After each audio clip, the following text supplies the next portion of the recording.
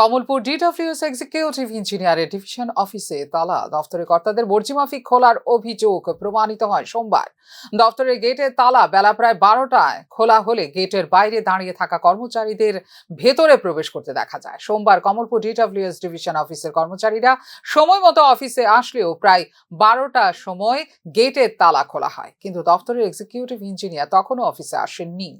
দফতরের অন্যান্য কর্মচারীদের বক্তব্য, তিনি শুক্রবার বিকেলে আগরতলা নিজ বাড়িতে গেছেন এবং সেই সময় আমবাসা মিটিং এ ছিলেন। অফিসের পরিষেবা নিতে আসা এলাকার লোকজন অফিসে তালা বন্ধ অবস্থায় দেখে ফিরে গেছেন। প্রায়ই অফিসের দরজা খুলতে 12টা বাজে বলে অভিযোগ করেছেন এলাকাবাসী।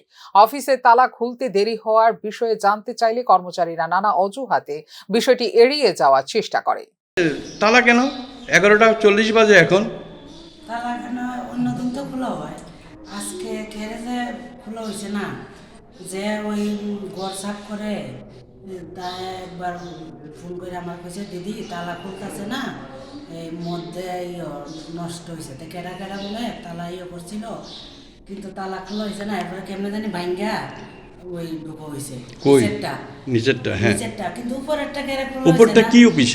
এটা তো ডিডব্লিউএস ডিভিশন অফিস, হ্যাঁ। এটা তো খোলা হয়েছে না, মানে শনিবার দিন ওই যে নিচে চাবি দায়িত্ব থাকে, তো মনে হয়